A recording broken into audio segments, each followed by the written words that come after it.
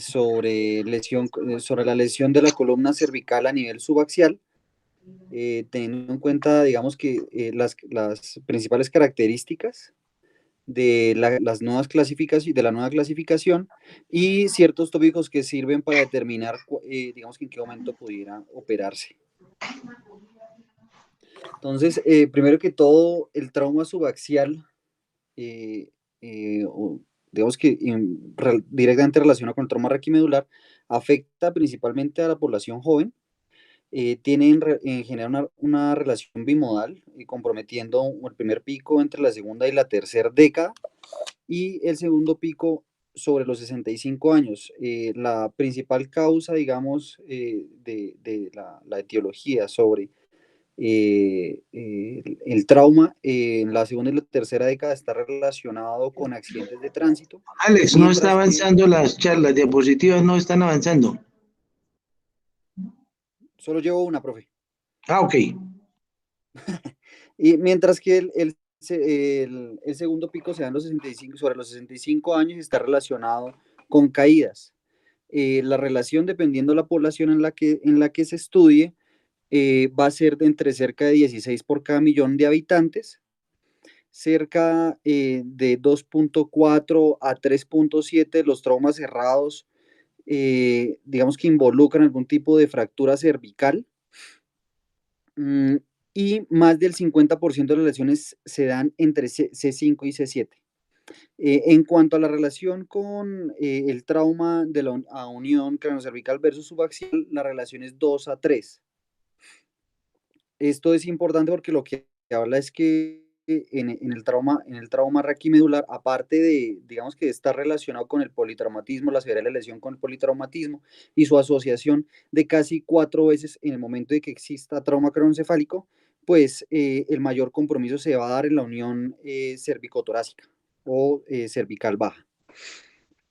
Previamente se consideraba que la imagen de elección a la radiografía en el contexto de un politraumatismo,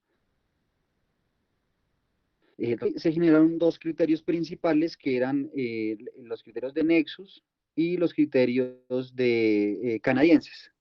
Estos criterios, digamos que tenían ciertas características: uno, la presencia de déficit neurológico, dolor en línea media, alteración del estado de conciencia, intoxicación, lesiones por distracción, mientras que las reglas canadienses, digamos que evidenciaban que debía tomarse una radiografía en pacientes con edad mayor de 65 años, que existiera o se presentaran parestesias en extremidades, que haya un mecanismo peligroso, una eyección o colisión por bicicleta o por vehículo recreacional motorizado. Bueno, ya sabemos en este momento que la imagen de elección debe ser la tomografía cervical simple. Y segundo, todo paciente que tenga politraumatismo o un mecanismo peligroso, debe realizarse un TAC cervical simple en vez de cervical simple en vez de una sola radiografía. ¿Esto por qué? Bueno, porque la sensibilidad y la especificidad del TAC para detectar lesiones es muy alta con respecto al valor predictivo negativo de las radiografías cervicales simples. Se han realizado diferentes estudios que han intentado como establecer la forma correcta en la que debe evaluarse las tomografías para disminuir el riesgo de pérdida de detectar lesiones cervicales. Traigo unas imágenes que, digamos que evidencian progresivamente cómo debe ser la evaluación. Recomiendan que debe ser de superior a inferior y de anterior a posterior. En la imagen de la izquierda vemos la anatomía normal, cómo debe ser la apófisis odontoides, el cuerpo vertebral de C2. Vemos cómo se debe ver la simetría del disco intervertebral. En este caso muestran el disco a nivel C3, C4. Muestran cómo en el borde latero superior se logra ver la articulación oncovertebral o cómo debe verse a nivel de C4, C5. Vamos dirigiéndonos hacia posterior. Vemos en la imagen de la derecha sagital cómo se observa la articulación psicopofisiaria a nivel de C2, C3, cómo debe verse el proceso articular inferior, en este caso de C4, y el proceso articular superior de C5.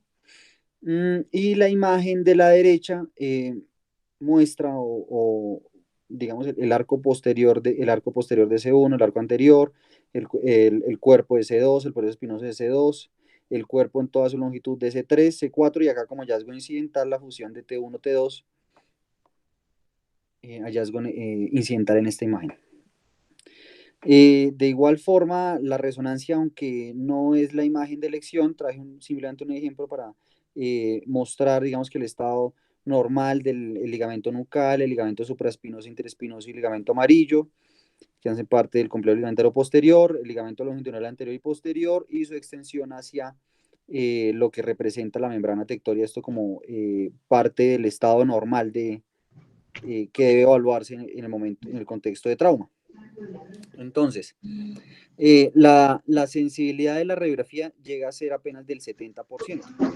Si lo comparamos con el TAC cervical simple, la especificidad y la sensibilidad llegan a ser de 99 y 100% respectivamente, lo cual nos dice la importancia o el valor que tiene de realizar un TAC cervical en el contexto de trauma.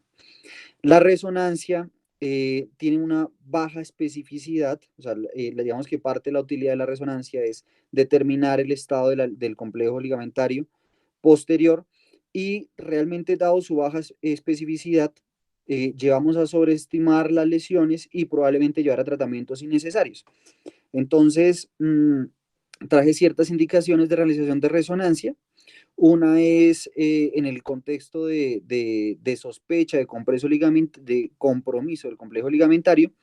Se puede realizar para descartar hematomas prevertebrales, la existencia de espondilolistesis posterior al trauma para determinar el compromiso discal. Si llega a verse en el TAC una asimetría del espacio discal para descartar una hernia discal postraumática, aumento el espacio facetario que digamos que nos haga sospechar lesión del complejo ligamentario posterior. La presencia de déficit neurológico, ¿sí?, no explicado en tomografía. Diferenciar entre lesiones hemorrágicas o no, dado que ya está bien establecido que las lesiones hemorrágicas tienen peor pronóstico. Y descartar hematomas epidurales previo a reducir facetas imbrincadas, o confirmar o descartar la presencia de hernias en el momento de querer reducir de forma cerrada las facetas imbrincadas. Esas son como las indicaciones generales de toma de resonancia en el contexto de trauma cervical. Digamos que a lo largo del tiempo se ha intentado clasificar el trauma cervical. Inicialmente se generaron varias clasificaciones teniendo en cuenta digamos que el mecanismo de trauma, más no el resto de dependientes que nos pudieran sugerir qué evolución puede tener una fractura. Entonces, Holsworth en 1970 clasificó el trauma en seis subtipos: flexión, rotación, extensión, compresión, luxación. Sí, Allen y Ferguson en 1982 no le bastaron los 6, sino le sumó 2 más: flexión, distracción y extensión, compresión. Y además los subdividió según la severidad de compromiso, esto para intentar relacionar el compromiso neurológico o la mayor probabilidad de compromiso neurológico. El sistema de Harris de igual forma intentó hacer lo mismo. Cada vez que en la charla de Cristian Rincón se demostró que lo que intenta una clasificación con respecto a la otra es tomar lo bueno y dejar lo malo. Eso fue lo que se ha intentado a lo largo del tiempo. Lo que sí demostró esas 3 primeras es que, dado la complejidad de clasificación, dado el gran número de subtipos, tienen una baja reproducibilidad clínica y la variabilidad intraobservador es muy mala. Además que no permitían tomar una conducta quirúrgica. Entonces, por tanto, no tuvieron una alta aplicación, tuvieron, digamos que fue muy debatido su aplicación, y se generaron otras 2 clasificaciones como la 7 y ya la más reciente de Auspein como general. Entonces, estas son como las características principales que debe uno tener para evaluar una fractura a lo largo de la columna. Uno es las fracturas por compresión, por estallido, la distracción, que es un componente más sagital, que puede ser anterior y posterior, y traslación o rotación. Esto aumentando la probabilidad de lesión neurológica y de pobres resultados. Como parte de estas características, digamos que intento explicar que las lesiones por distracción se generan o son o ocurren cuando hay una disociación vertical de los elementos vertebrales, como se ve en la imagen central, en la tercera y la cuarta imagen hacia la derecha. Mientras que la traslación o rotación lo que va a haber es una afectación del elemento axial de los cuerpos vertebrales con una dislocación, que aunque es una palabra muy más bien agringada, es una luxación o subluxación, como se ve en la quinta imagen hacia la derecha. Bueno, la clasificación, digamos que más importante y en la que más se han centrado los estudios, casi duplican los estudios de trauma en general con respecto, bueno, trauma cervical con respecto a la de Auspein moderna, es la clasificación de SLICS. Entonces, ¿qué tenía en cuenta? La morfología con respecto a si había una fractura por compresión, por estallido, distracción, rotación, traslación, sea compromiso o no del complejo ligamentario, y además un punto central que lo que sugería es que estuviera indeterminado el compromiso y la presencia o no de una lesión neurológica. Esto se sumaba y si se encontraba que tenía 3 o menos no era manejo quirúrgico, pero si el puntaje era de 5 o más era de manejo quirúrgico. El 4 era, digamos que el valor de 4 daba a escoger al cirujano sobre si había indicación o no de manejo quirúrgico. Bueno, digamos que el punto central de debate sobre el SLICS fue, digamos que primero no aportaba en gran parte sobre el tipo de abordaje quirúrgico que debería realizarse. Segundo, obligaba en el momento de que fuera indeterminado el compromiso del complejo alimentario posterior a realizar una resonancia, la cual tiene una muy baja especificidad y puede llevarnos a falsos positivos y a llevar a realizar tratamientos quirúrgicos también que tal vez no están indicados.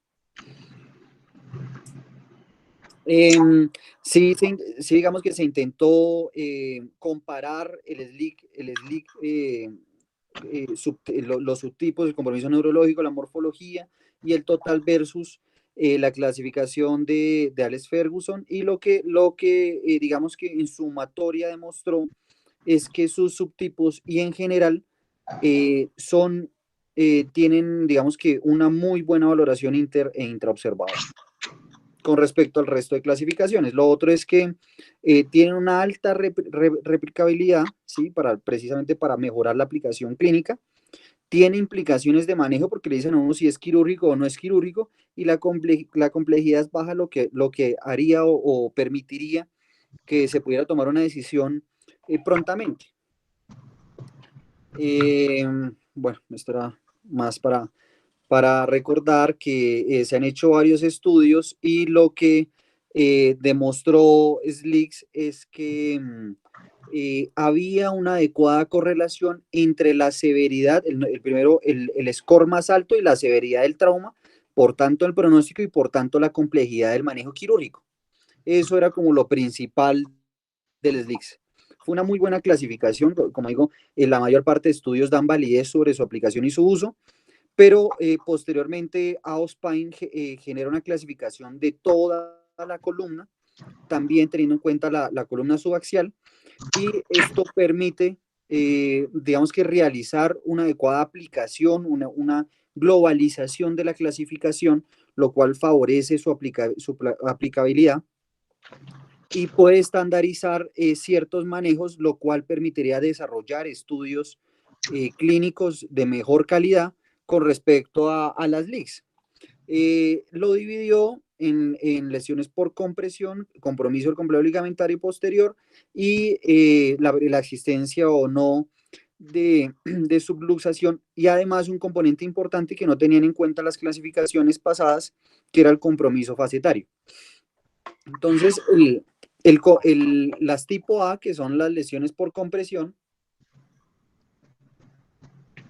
se subdividieron en 5, A0 cuando no hay una fractura estructural, puede ser una fractura en una lámina, una fractura en una apófisis espinosa.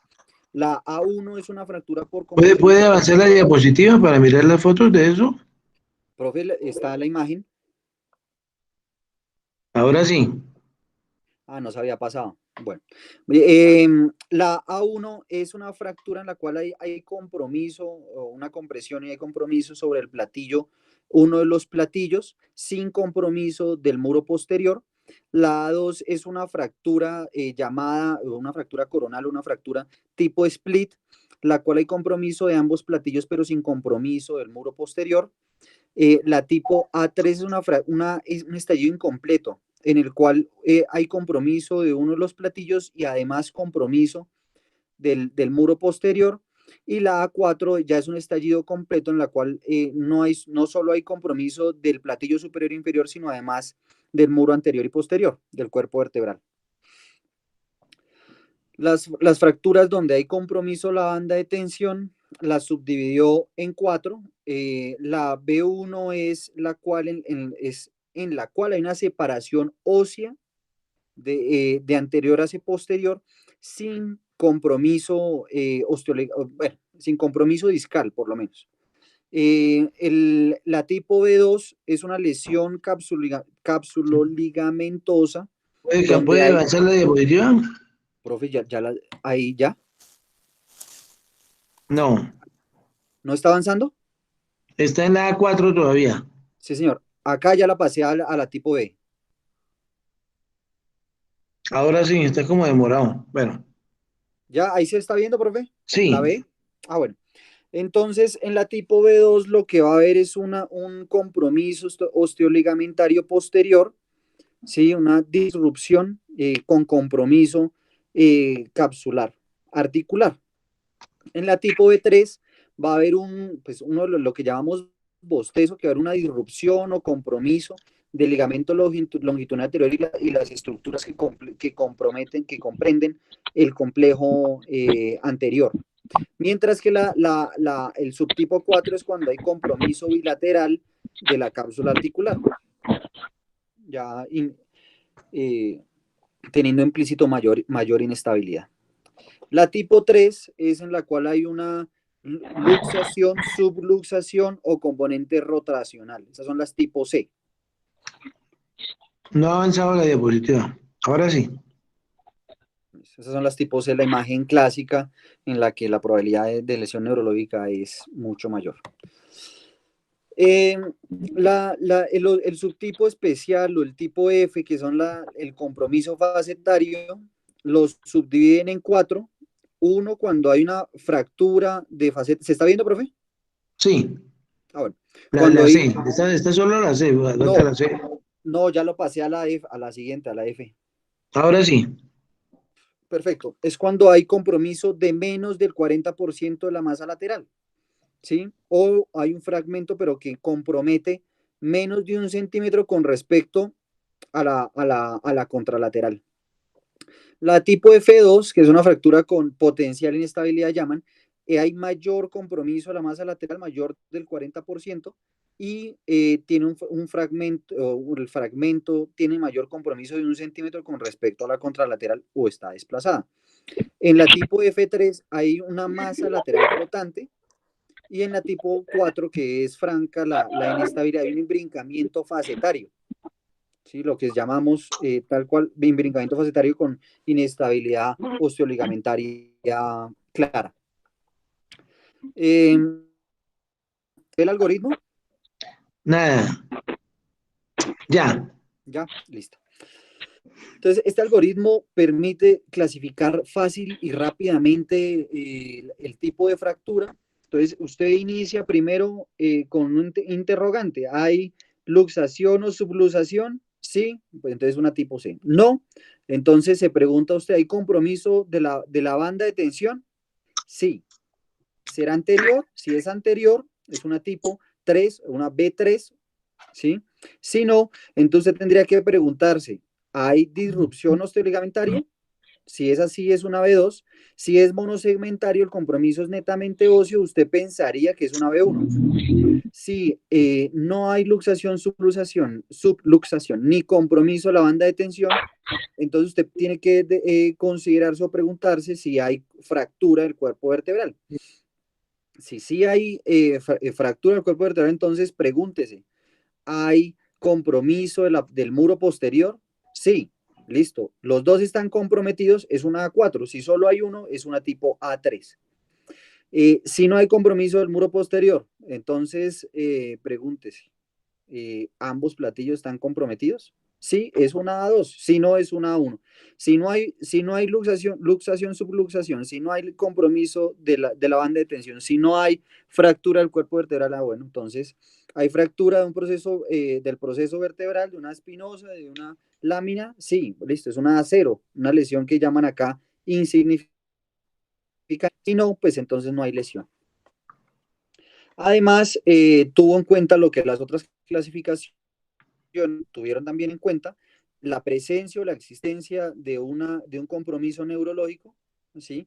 En general, si es completo o incompleto, con circulares o no, y ciertos modificadores que le ayudarían a usted a sugerir un tipo de manejo quirúrgico que sería el AM1 si hay disrupción o sospecha de disrupción del complejo cápsulo ligamentario posterior, en la M una hernia crítica de disco, en la M3 una embólica o la M4 la arteria vertebral. Sí. Y esto le ayudaría a pensar a uno si tiene que realizar otro tipo de manejo. Bueno, ¿se ve la diapositiva? No la ha cambiado. Está Ahí. todavía en la de modificadores. Ya, tratamiento. Bueno, estos son, digamos que cosas muy puntuales. Uno, la estabilización hemodinámica, en general, pues una reanimación adecuada, ABCD, mantener una presión arterial media encima de 85 como regla general, realizar una evaluación clínica y radiológica. Este primer tópico es importante porque una de las fallas para determinar si había mejoría en las cirugías tempranas o en la evolución de la historia natural del trauma raquimedular era que los pacientes no eran valorados adecuadamente apenas llegaban, sino cuando ya se establecía el shock medular, por tanto, había muchos falsos positivos sobre mejora o no del manejo quirúrgico o del manejo expectante, ¿no? La inmovilización cervical, el traslado de una tabla rígida y digamos que como regla general, intervención quirúrgica dentro de 12 a 72 horas se considera seguro y efectivo y no incrementa la morbimortalidad de los pacientes con trauma cervical. Esto hace parte como de la regla general del tratamiento. Uso de corticoides debatido en general en este momento por la alta tasa de complicaciones no se recomienda. La tracción cervical tiene digamos que cierto valor en el manejo del trauma subaxial. Digamos que como objetivo, como regla general, es facilitar el tratamiento quirúrgico al generar una alineación adecuada, pronta, rápida, y otra, una descompresión de los elementos neurales previo a ser llevado a cirugía.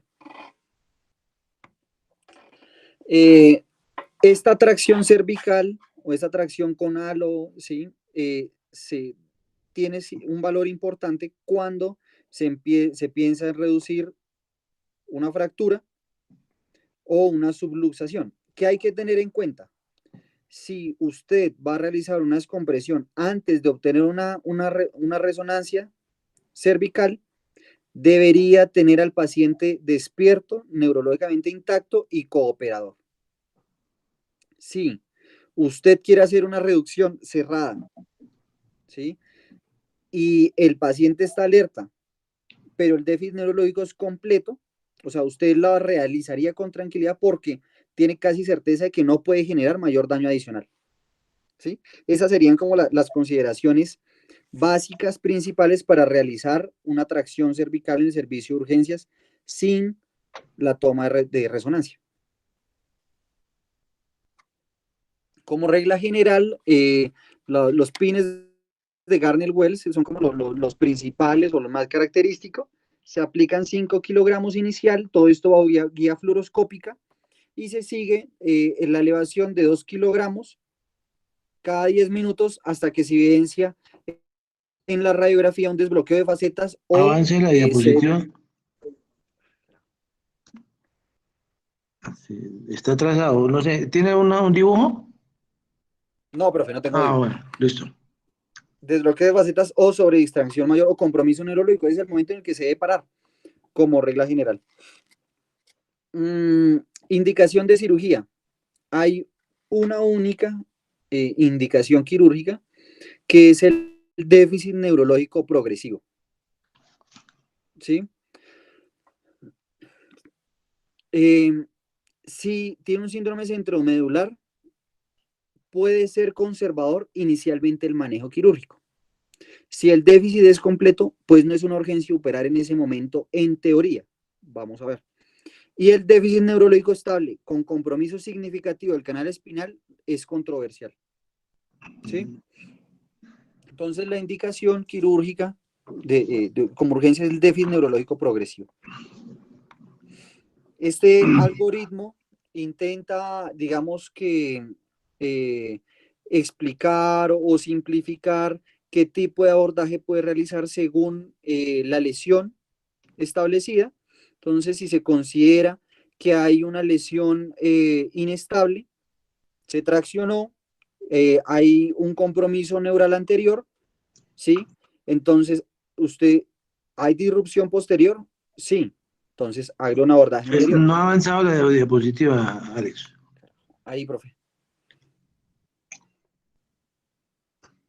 ¿Ya se ve el algoritmo? No, ahora sí. Listo. Entonces, en este caso, ¿hay disrupción posterior? Sí. Haga un abordaje anterior y verifique si necesita un abordaje posterior complementario. Pero inicialmente abordaje anterior. Si no hay disrupción del posterior, pues simplemente haga un abordaje anterior. Si no hay compresión anterior neural, pero si hay disrupción posterior, entonces, pues sí, realice un abordaje posterior. Si no, realice un abordaje anterior. Esto es una forma de simplificar el manejo, ¿no? En cuanto al abordaje anterior y posterior. Este algoritmo complementario, ¿sí? Habla de la existencia cuando hay lesiones reducidas pues, con el halo, ¿sí? Que son inestables y cuando hay, si se considera una lesión inestable, pues se pasa al algoritmo que fue previo, pero si hay una compresión neural anterior, ¿sí? Usted debe realizar un abordaje anterior. ¿Mm? Si se logra reducir, puede mantener con una CDF, una corpectomía, una disectomía, sería suficiente, ¿sí? Pero si usted no logra reducirlo, seguramente tendrá que hacer un abordaje posterior y tendrá que hacer obviamente una fijación vía posterior. ¿Mm? Si no hay compromiso neural anterior, pues lo que usted debe hacer en el caso de inestabilidad es un abordaje anterior sin ninguna complicación, digamos, para la toma de la decisión. Entonces, ¿qué ventajas tiene el abordaje anterior? Está en posición supino, es fácil el acceso, hay menor pérdida sanguínea, el trauma quirúrgico es menor y hay menor riesgo de infección. Los resultados con el abordaje anterior con respecto a la satisfacción del paciente, hay una baja tasa de complicaciones, el dolor, la función y hay una alta tasa de fusión y estabilidad. Esto, digamos que como ventajas del abordaje anterior. El abordaje posterior está basado en una fijación rígida, ya puede ser con tornillos transmasa lateral o transpediculares, ¿sí? Son una muy buena alternativa o principalmente la alternativa principal cuando hay lesiones por distracción y o subluxación o componente rotacional. Pero lo que sí queda claro a lo largo de todo lo que, digamos que se lee, es que prácticamente el abordaje anterior puede ser suficiente para la mayor parte de lesiones. Si revisamos digamos que a lo largo de la literatura, nos va a decir que el resultado tanto en vía anterior y posterior va a ser exactamente el mismo en cuanto a recuperación neurológica, ¿sí? O sea, no habría que decidirse por un abordaje anterior o posterior si pensamos solo en recuperación neurológica como objetivo.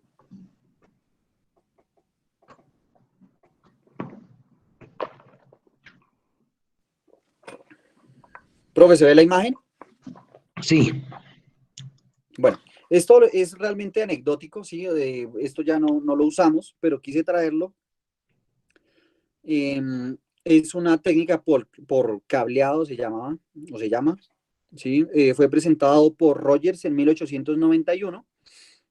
Se realizaba por medio, con el uso de un drill, unos agujeritos en las apófisis espinosas y se pasaba un cable para fijar el nivel superior e inferior y posteriormente se ponía matriz ósea y digamos que quedaba reducida esa lesión inestable. Ya posteriormente cuando se consideraba que había gran inestabilidad, Bolman realizó una técnica que es la que coloca acá la técnica del triple cableado, ¿sí? Y aumentaba la fijación y la estabilidad del injerto óseo para aumentar la tasa de fusión al nivel en el cual querían intervenir. Esto digamos que es anecdótico, ¿sí? El cableado se puede usar, pero digamos que ya prácticamente no se usa, ¿sí? Eh, eh, los tornillos transmasas laterales, digamos que en columna subaxial son, ¿se ve la imagen, profe? No ha pasado. Ya. Listo. Son los tornillos, digamos que la técnica quirúrgica de elección para la columna subaxial entre C3 y C6, ¿sí? Porque C2 y C7 tienden a realizarse con una alta seguridad la colocación de tornillos transpediculares, ¿sí? Roy Camille describió en 1964 ese tipo de técnicas y lo que, digamos que la forma de realizarlo, según Roy Camille, era dividir la faceta en el punto medio, ¿sí? Tanto superior, inferior y lateral y medial, el punto medio, y dirigir, o la trayectoria del tornillo dirigida 10 grados hacia el lateral, ¿sí? Y debería en el plano sagital dirigir el tornillo perpendicular al plano sagital de la masa lateral. Esto, como se ve en la imagen, disminuye el riesgo de lesión radicular, pero sí tiene un riesgo importante de lesión de la arteria vertebral. Digamos que estas son de las primeras técnicas. Ya a lo largo del tiempo se generaron otro tipo de técnicas digamos que con mejorando la previa y disminuyendo el riesgo de complicaciones.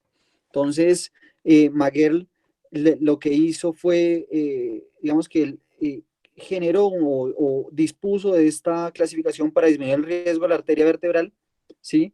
A expensas de aumentar el riesgo de lesión de raíz nerviosa, ¿sí?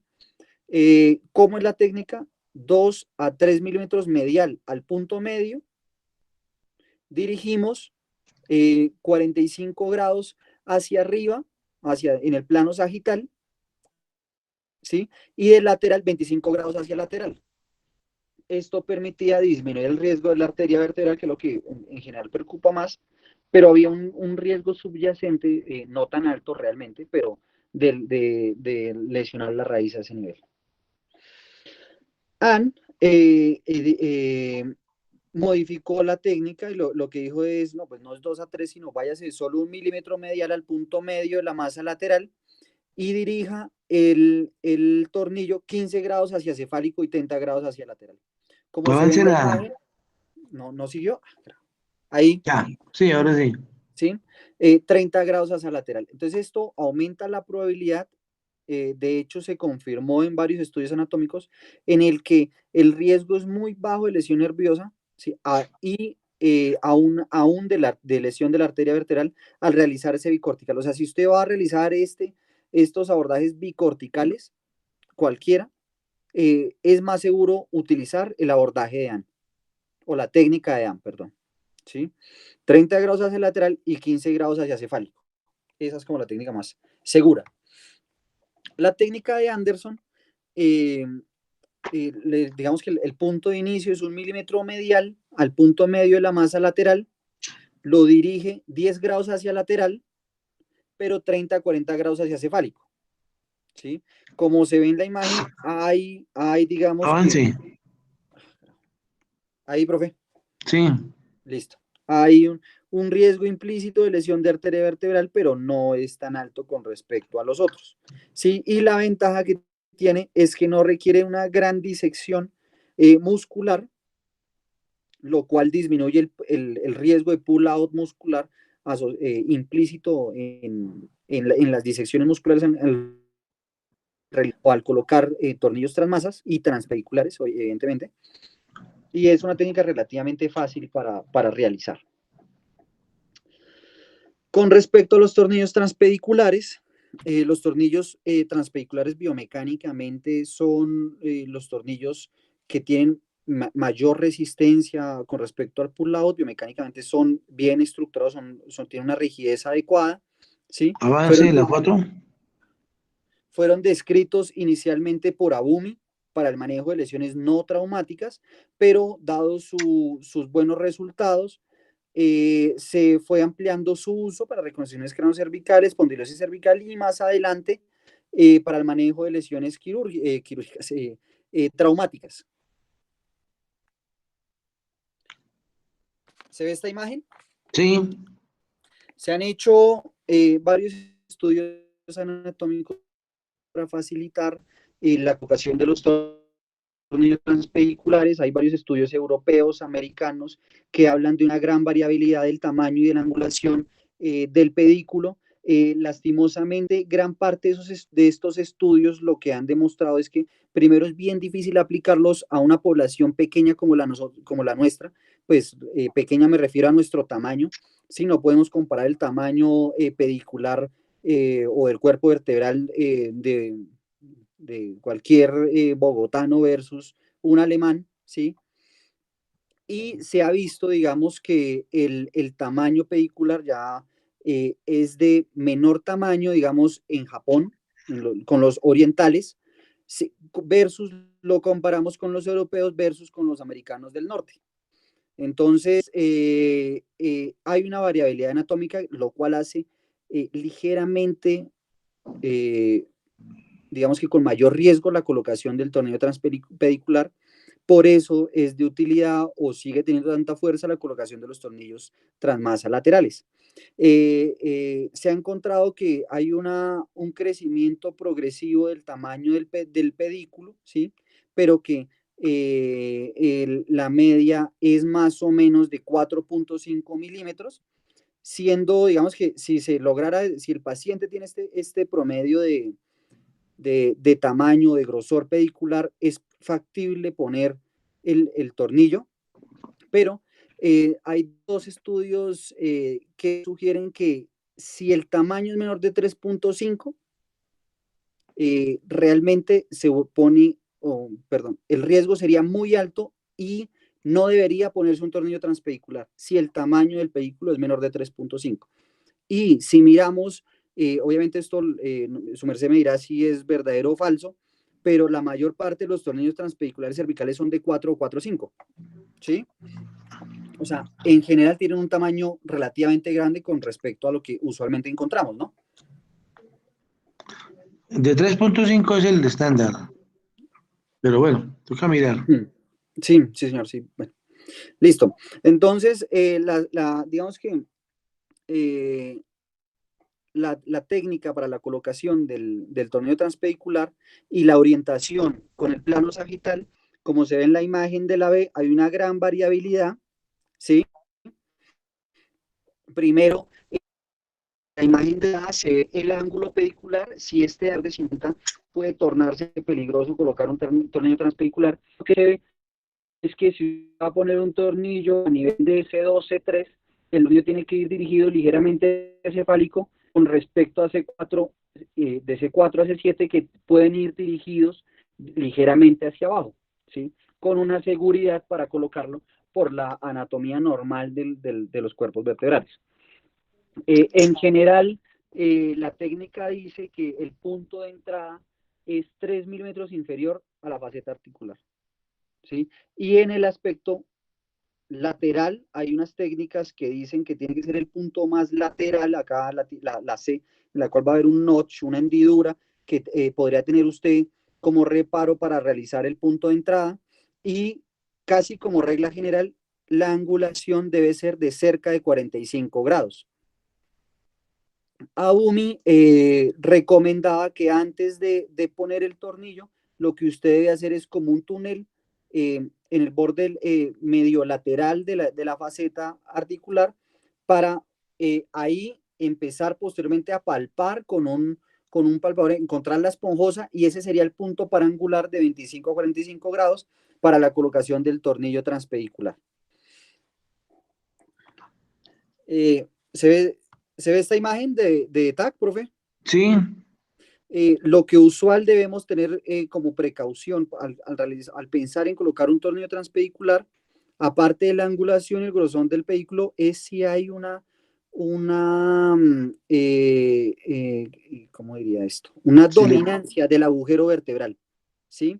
Eh, Esta dominancia haría o le generaría a usted la obligación de no poner ese tornillo transpedicular en ese lado, dado que la arteria vertebral es dominante, es de mayor tamaño con respecto al contralateral, y usted tendría un mayor riesgo de generar una lesión de la arteria. Lo otro es que entre mayor ángulo, ¿sí?, pedicular, más difícil va a ser realizar la colocación adecuada del tornillo sin generar daño pedicular. Entonces, en general, con un ángulo mayor de 50 a 60 grados, usted ya tiene cierto inconveniente porque tendría que llevar una disección absolutamente lateral para lograr poner el tornillo, y aún así lo más seguro es que fracture el pedículo, ¿sí? Estos son como consideraciones a tener en cuenta. ¿Sí? ¿Se ve la imagen, profe? sí. Bueno, hay varios estudios que consideran que digamos que no es fácil. Requiere una experiencia y una repetición para realizar la colocación adecuada del tornillo transpedicular, y el punto de corte de la curva casi se asocia a 30 procedimientos por cirujano, para que usted tenga una curva adecuada y tenga menor riesgo de complicaciones para la colocación del tornillo transpedicular. 30 es el punto de corte. 30 pacientes. Sí, señor. Sí, señor. Bueno, para complementar el trauma subaxial, entonces quise hablar sobre ciertos tópicos pequeños e importantes a tener en cuenta. Uno es la lesión facetaria unilateral. Avance ¿Sí? la diapositiva. Ahí, profe. Sí, ahora sí. Listo. Entonces, en general, la lesión facetaria unilateral se da en el contexto en el 6% de los traumas, pero en general no hay compromiso osteoligamentario. Digamos que cuando usted lo encuentra, a usted lo hace pensar sobre digamos que la utilidad de esa faceta, ¿sí? Entonces, ¿qué rol juegan? Juegan un rol en la estabilidad subaxial, porque su daño puede limitar la traslación rotacional y lineal, ¿sí? Lo cual puede llevar al riesgo de una lesión nerviosa. Hay varios estudios, hicieron un interrogatorio a médicos alemanes y holandeses sobre qué debería realizar cuando encuentra una lesión facetaria lateral. Realmente lo que se encontró es que no hay un consenso sobre qué hacer, ¿sí? No tienen claro qué se debe hacer cuando hay una lesión facetaria unilateral, pero sí tenían una mayor tendencia los alemanes a operar con respecto a los holandeses. ¿Qué se encontró? A pesar de que no hace parte de los criterios de inestabilidad, ¿sí?, hay un riesgo entre el 21 y el 80% que no respondan al manejo médico. llevando a deformidad y a déficit neurológico secundario, lo cual lo pudiera a usted hacer pensar, de pronto no en el momento agudo, pero sí en el seguimiento, que ese paciente requerirá algún tipo de intervención quirúrgica.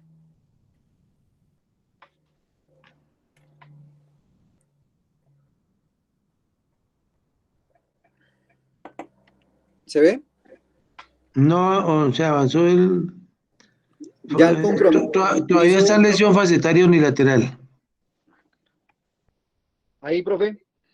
Compromiso facetario, siga. Sí, señor. Bueno, el compromiso facetario bilateral, el embrincamiento facetario, sí, es uno de los traumas más dramáticos que habla en general de un compromiso de inestabilidad franco, pero que se vuelve un reto, se vuelve interesante si no llega a haber compromiso neurológico por sobre cuál debe ser el manejo, ¿sí?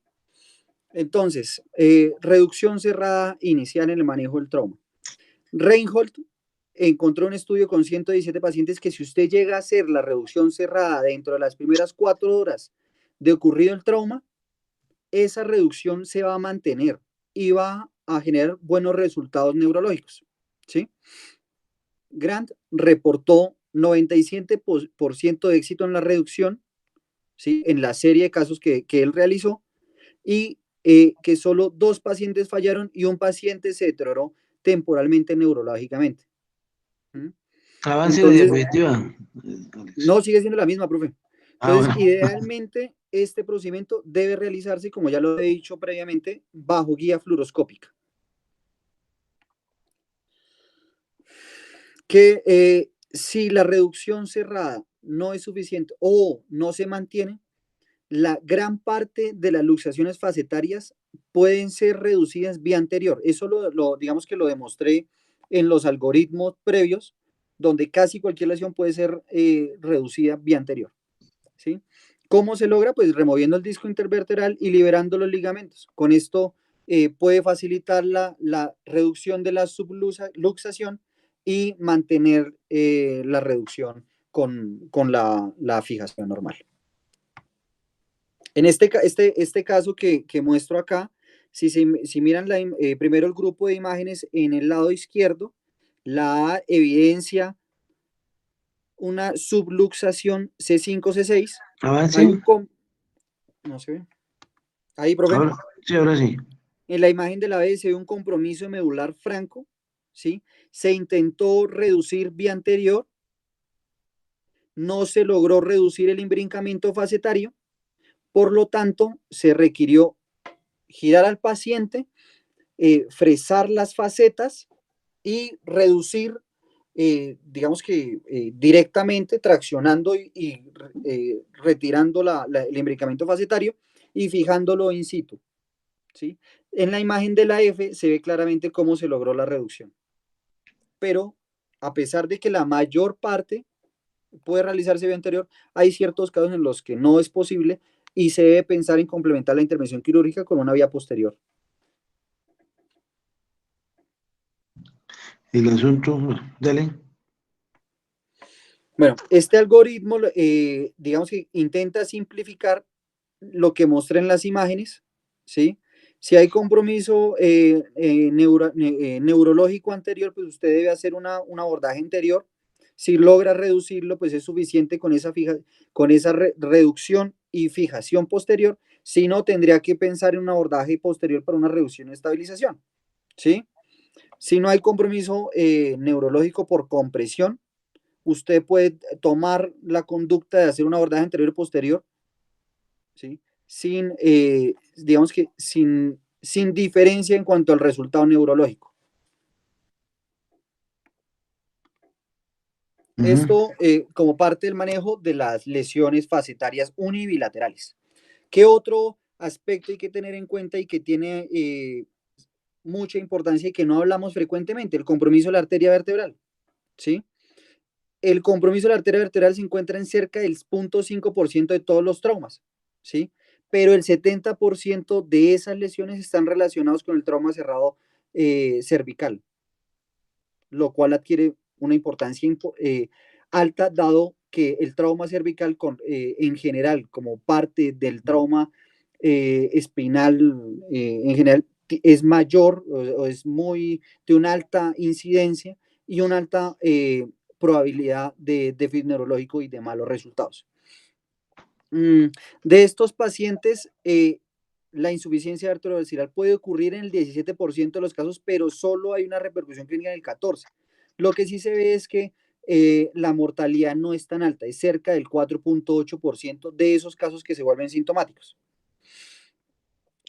A pesar de que el gol estándar es la angiografía, el angiotac tiene una sensibilidad y especificidad próxima al 100%, lo cual lo hace, al no ser un método diagnóstico invasivo, tiene una alta importancia como manejo diagnóstico y ha desplazado en gran parte a la angiografía como método inicial de diagnóstico.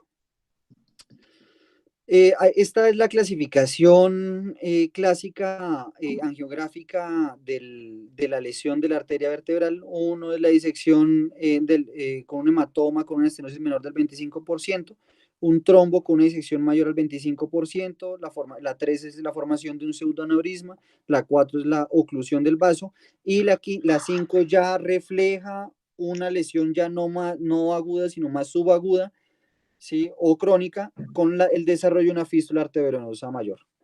Se quedó atrasado en la foto. Ahí se ve, Ahora profe. sí, ahora sí, es que usted está atrasado, no sé qué es lo que pasa, pero No, está profe, es el atrasado. internet, yo creo. Es el internet. ¿Algún colega, será yo el que está atrasado o los demás también? ¿Alguien me puede decir? No, sí se ven atrasadas las imágenes. Ok. Bueno, listo. Entonces, esta es la clasificación de la lesión de la arteria vertebral. Sí, señor, sí, señor. Lo que sí, Mm, digamos que quiere decir que la lesión de la arteria vertebral puede llegar a estar subyacente, tanto que puede desarrollarse una fístula, sí, que no es de forma aguda. bueno, Se ve hay sí. ciertas características imagenológicas en TAG o en radiografía que pueden ayudarle a uno sospechar sobre si hay una lesión de la arteria vertebral, ¿sí? Dentro de ellas, digamos que las más importantes, pues la lesión medular completa, que pues habla de que hay un compromiso severo medular y por tanto hay mayor riesgo de que tenga una lesión de la arteria vertebral. También la fractura de los foramen transversos, la subluxación facetaria y la existencia de una subluxación cervical. Esto a tener en cuenta que es muy típico y que debe sospecharse. Eh, entonces, el angiotac serial tiene una sensibilidad y especificidad del 100% con un valor predictivo positivo de 99.3%. Se ha intentado buscar la aplicación de la angioresonancia y del ecodoppler, sobre todo el ecodoppler por su rapidez y por, digamos que el radiólogo, el problema sería la curva de aprendizaje, pero tiene una especificidad buena estos dos estudios, pero la sensibilidad sí es muy baja, cerca del 28 al 20%, lo cual digamos que le da cierto valor anexo al angiotac. Este estudio habla sobre cómo debe tratarse esa lesión de la arteria vertebral. Entonces, se hizo un estudio retrospectivo comparando la anticoagulación antiagregación en 282 pacientes asintomáticos, ¿sí? Se dividió de esta forma: heparina con 192, aspirina con 67, aspirina clopidogrel 23 y sin tratamiento 107. Se encontró que el tratamiento versus no tratamiento, la incidencia de un stroke, una ACV, es de 0.5% versus 21.5%. Esto habla de que, evidentemente, así sea asintomático, debe tratarse. La forma, heparina versus antiagregación, digamos que la evidencia ya no es tan fuerte, pero pudiera usted inclinarse hacia la antiagregación, porque según varios estudios han demostrado que tiene menos efectos adversos que la heparina. En esta serie, cerca de 8 pacientes tuvieron complicaciones graves hemorrágicas con heparina. Entonces, pudiera uno irse hacia ante la agregación, pero lo importante es que debe sospecharla y debe tratarla. Bueno, hasta acá, digamos que, aunque no se ha hablado, es claro que no está claro sobre el momento y el tiempo de las compresiones en la lesión spinal cord injury, sí, en la lesión medular, pero sí, sí, varios estudios han sugerido que debe realizarse, y modelos animales, debe realizarse una descompresión lo más temprano posible. En general, la evidencia sugiere que sean menos de 24 horas, ¿sí? Entonces, voy a mostrar varios estudios que nos ayudarán a reflexionar, no de pronto no a tomar una decisión, pero sí a reflexionar sobre cuál debe ser ese momento quirúrgico.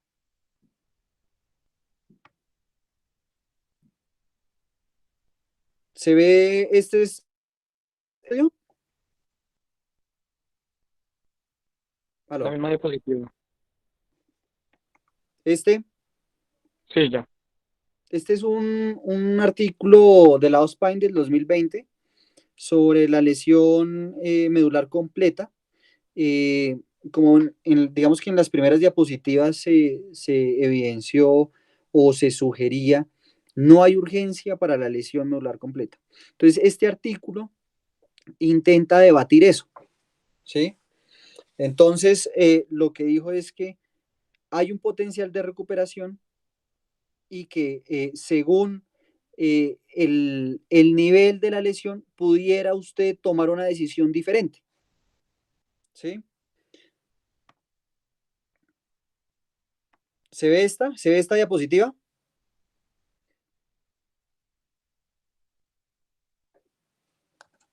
Aló.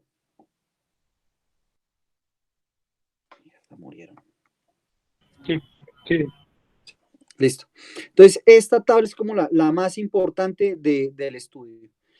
Subdivide el trauma primero en el compromiso completo cervical, torácico y toracolumbar.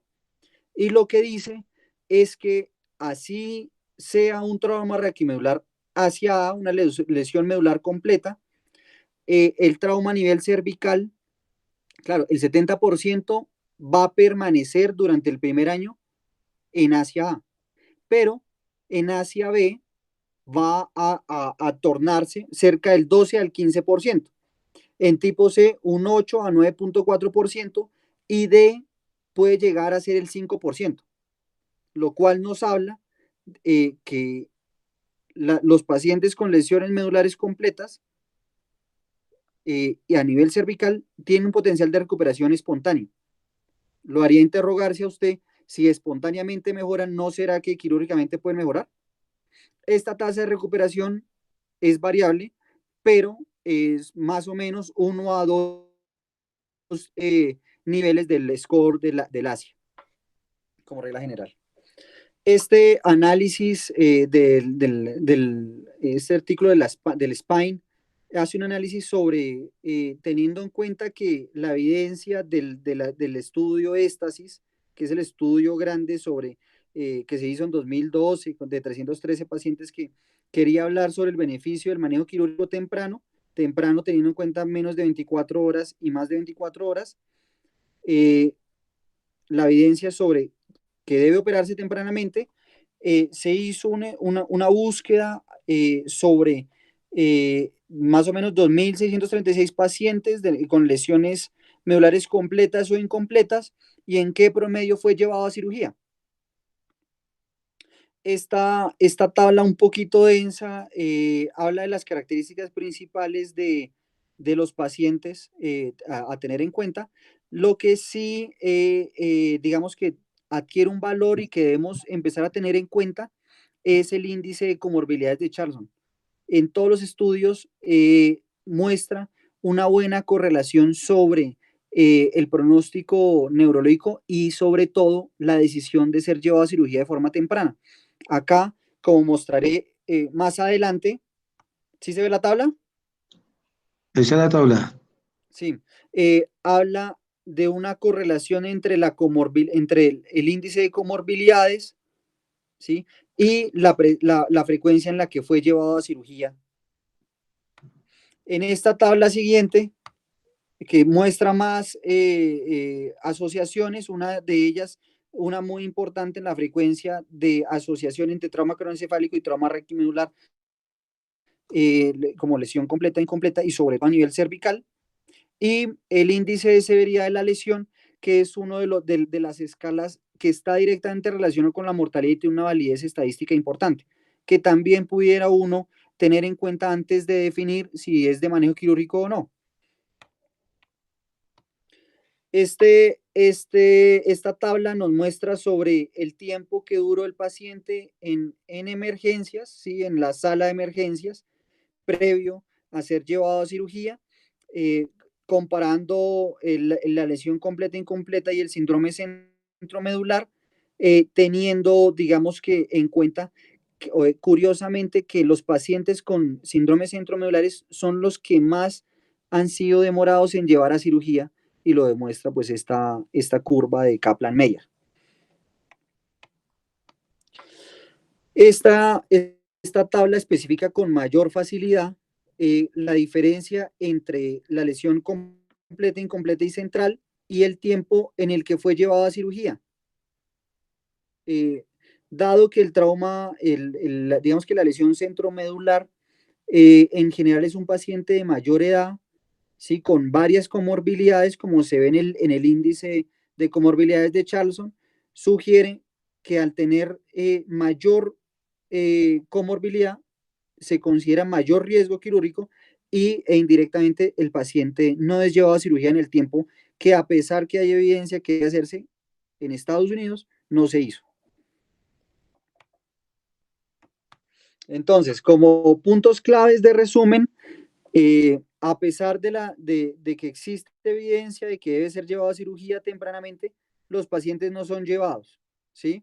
Y que los pacientes que tienden a tener mejor recuperación son los pacientes con lesión medular incompleta, pues tampoco están siendo llevados a cirugía en el tiempo que se considera adecuado, ¿sí? Lo otro es que los pacientes con lesiones, bueno, acá dice que las lesiones medulares incompletas, apenas el 51% en esos años del estudio fueron llevados a cirugía, ¿sí? Y curiosamente los pacientes con lesión medular completa sí fueron llevados, pero el 56%, o sea, más de la mitad de los pacientes no están siendo llevados a cirugía en el momento que se considera adecuado. Lo otro es lo que ya había dicho, que el índice de comorbilidades está relacionado con la cirugía tardía.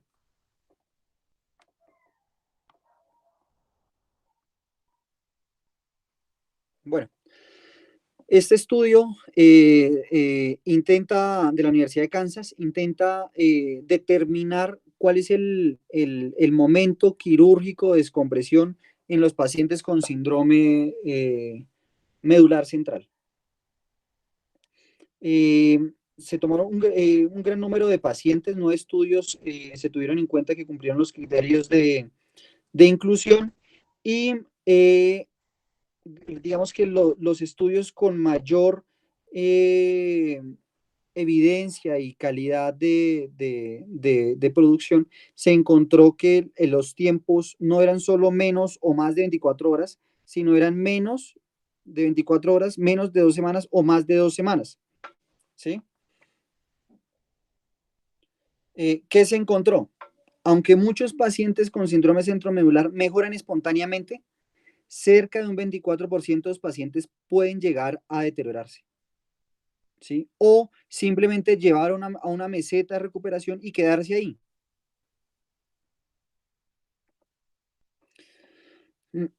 Stevens reportó que si nosotros comparamos la realización de cirugía en el momento en el que de la primera admisión de la intervención quirúrgica versus el paciente darle egreso y volver a citarlo para intervenirlo, lo que se encontró es que si usted lo hace de forma tardía, se va a encontrar con mayores estancias hospitalarias, con mayor tasa de complicaciones y va a generar un mayor costo sobre el paciente. Yamasaki encontró, al aplicar la clasificación de YOA, que los pacientes, si se operan dentro de las primeras 2 semanas, van a mantener un alto YOA comparado o versus los pacientes que son operados posterior a 2 semanas. Esta tabla, realmente eran como 15 estudios, pero traje esta que es la que tiene una evidencia moderada en la cual correlaciona Avance la tabla. la cirugía con el éxito quirúrgico o más bien con mantener un adecuado YOA score, ¿sí? Entonces, si usted lo retrasa la cirugía, va a tener un bajo YOA score y por tanto una baja tasa de recuperación con una evidencia moderada. Entonces, como conclusión, son, digamos que, dos recomendaciones y un consenso, ¿sí? El consenso es que la cirugía temprana con menos de 24 horas debe ser considerada, ¿sí? En un trauma, en un paciente con un trauma con lesión medular central, ¿sí? Sin que esto genere un mayor riesgo de complicaciones, ¿sí? La recomendación, la primera recomendación, lo que quiere decir que en el síndrome centromedular, usted debe llevar al paciente a cirugía con menos de 2 semanas de estancia hospitalaria, ¿sí? El nivel de evidencia es bajo, pero es una recomendación importante que es apoyada por los estudios previos que les demostré. Y además que si usted lo lleva a cirugía, no va a tener, no, o sea, digamos que usted no debe pensar que si debe demorar al paciente porque va a tener muchas complicaciones. No, si usted lo lleva temprano, no hay riesgo de mayor complicaciones. Entonces, en este artículo de la WFNS del 2020 nos va a dar ciertas recomendaciones puntuales sobre el manejo de los traumas a nivel de columna cervical subaxial. Entonces, primero, la clasificación de SLIC, a pesar de que ya en práctica no se usa, tiene una buena validez aún, si usted quiere realizarla, es un sistema seguro y efectivo, ¿sí? Para valorar a los pacientes con trauma raquimedular. ¿Por qué? Bueno, acá hay varias características, porque tiene una buena correlación cuando los scores son menores a 3 y los pacientes pueden ser manejados con collar, tiene un buen estándar de cuidado, una buena aplicabilidad para los cirujanos y los residentes. Entonces, si usted la quiere usar, puede usarla perfectamente. Para lesiones con el LIC de 4 o más, la cirugía temprana está recomendada, ¿sí? Eso es lo que sugiere la WFNS, ¿sí? Esto es como, digamos que parte debatido porque si revisamos todo lo que dijimos, la cirugía antes era considerada con 5 o más. Acá se considera que lo más probable es que cuando esté indeterminado el complejo entero posterior, la resonancia de pronto no ayuda y usted puede perfectamente tomar una decisión de ser llevado a cirugía sin que haya grandes complicaciones. Digamos que 100% del consenso, la cirugía está indicada en la presencia de un déficit neurológico progresivo o cuando hay compromiso neurológico, cuando hay un compromiso del canal evidente, así el déficit esté incompleto y estable. Ya el resto tienen realmente bajo nivel de consenso, menos que cuando hay imbrincamiento facetario, usted puede perfectamente considerar un abordaje posterior de inicio. Con respecto a las facetas, la tercera recomendación es que que la tracción es de ayuda para inmovilizar un segmento inestable y puede ayudar a reducirlo, ¿sí? En general, la técnica anterior es suficiente, ¿sí? Y puede realizarlo cuando el imbrincamiento facetario es agudo, o sea, tiene menor de 3 días, ¿sí? Si el imbrincamiento facetario tiene más de 2 semanas, ¿sí? Si no sirvió la tracción, usted perfectamente lo que puede hacer inicialmente es un abordaje posterior.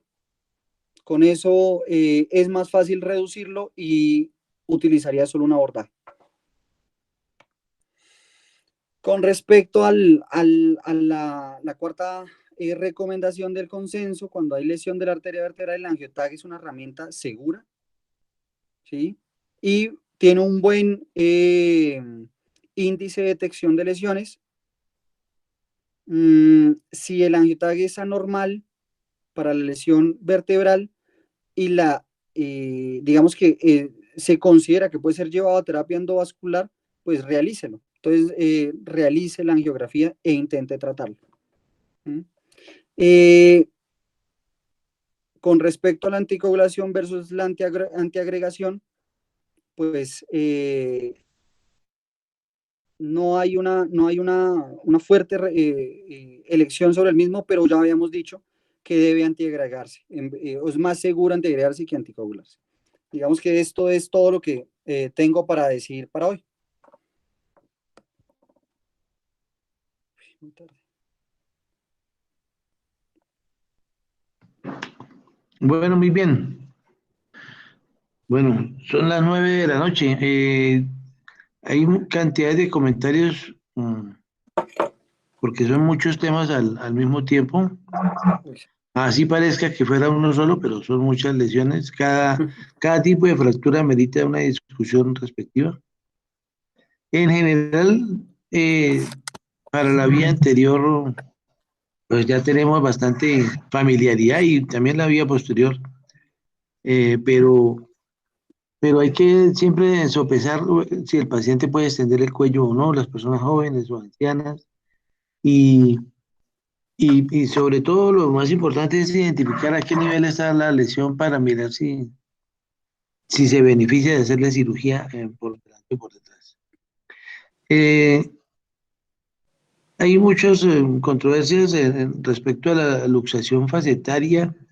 Casi la luxación unilateral, pues afortunadamente casi no da déficit neurológico, pero la luxación bilateral, el 90% de los pacientes quedan cuadriplégicos. Y eso pues es una tragedia terrible. Eh, Como mencionaba las guías, hay que tratar de reducirlo lo más pronto posible, aunque en general el pronóstico es muy ominoso y los pacientes quedan cuadriplégicos permanentemente. Pero parece que si uno le redujera la luxación, por lo menos mejoraría 1 o 2 niveles y eso podría marcar la diferencia en cuanto a la rehabilitación del enfermo, porque no es lo mismo que alguien tenga un nivel C5 o C6 a diferencia de que tuviera un nivel de T1 o T2, entonces que pudiera agarrar algo con las manos es bastante importante porque estaríamos descomprimiendo alguna raíz y eso en términos de a largo plazo pues es definitivo. Así está en silla de ruedas, poder usar las manos es básico para la vida cotidiana. Entonces, ese tema hay que siempre tenerlo en mente cuando estamos ante un caso de esos. En cambio, en los otros niveles de la columna torácica, sobre todo la torácica, porque el lugar pues es poco, pero sí una lesión a nivel de estos niveles, un paciente parapléjico que tenga una compresión medular, realmente, como ustedes entienden, el tejido nervioso soporta la isquemia solo unos minutos, máximo 10 minutos, de manera tal que si usted no hiciera esa descompresión en ese tiempo, pues realmente las neuronas se infartarían y de ahí pues la secuela sería definitiva, de manera tal que cuando el paciente nos llega a urgencias y mientras lo pasamos al quirófano y todo, pues han pasado 2 o 3 horas y por ende no es mucho el beneficio que pudiéramos darle al enfermo, a no ser que fuera una lesión parcial, ¿no? Entonces, por eso el examen neurológico es bien importante, bien importante. Hoy vimos en la consulta externa en el túnel un caso de una señora que, bueno, no era un trauma raquimedular, pero era para más o menos caer en contexto de una señora que nos llegó con una paraparesia progresiva de rápida evolución. eh, y cuando yo la vi el martes estaba con una paraparesia severa 2/5 Y eso de un lado ya estaba prácticamente 1/5 y del otro lado 2/5 y tenía un hematoma epidural espontáneo, pues una cosa exótica. Yo le dije a la paciente, hay que operarla ya, la señora no aceptó la cirugía, sin embargo se hizo una resonancia y pasaron 2 días hasta que llegó la resonancia, se operó y ella quedó parapléjica, se le dio salida parapléjica y todos quedamos con la congoja de que la señora iba a seguir parapléjica y oh sorpresa que hoy nos llegó a consulta 3 semanas después y está moviendo la pierna derecha 3/5. Entonces uno no puede decir de que un paciente no se va a recuperar después de una compresión medular y por eso siempre hay que ser positivos y bueno, trabajarle a los enfermos en lo máximo posible. No sé si tengan más preguntas o hayan comentarios alrededor. Jaime, usted lo acaba de decir, hay muchas controversias y la otra sería cuánto tiempo será la urgencia, porque yo creo que en alguna parte leí que no eran las 24 sino las 8 horas. Bueno, esto en países avanzados donde tienen un transporte pues muy expedito. La otra es cuando el paciente llega con un déficit completo que, según te entendí, Alex, recomendaban no hacer, demorar, no había afán, pero uno muchas veces no sabe si el paciente está en shock medular, si se puede beneficiar de una cirugía urgente. Ahí viene la controversia, ¿no? Porque mire la sorpresa que se vieron con esa paciente. Claro, profe, sí, señor. Sí, sí, lo que pasa es que lo que dicen es que, digamos que parte del objetivo y lo que mejoraría la respuesta clínica es que usted frena la lesión medular secundaria. O sea, la lesión medular primaria usted no le hace realmente nada, pero al descomprimir usted mejora la oxigenación. Intenta frenar la lesión secundaria, por lo cual pudiera haber mejoría. Lo otro sí que queda en casi todos los estudios, o sea, sí, en general las reglas son 24 horas, profe. Sí hay unos estudios que dicen que ojalá lo hicieran 8, pero se ve en ese estudio que mostré que ni siquiera en Estados Unidos se opera ni siquiera la mitad de los pacientes, o sea, es bien difícil llegar a cumplir con esa meta.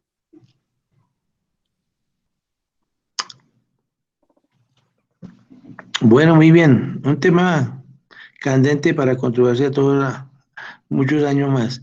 Entonces, ya damos por terminado el seminario. Muchas gracias a todos los asistentes y que descansen. Hasta luego. Muchas gracias, que estén bien, que descansen.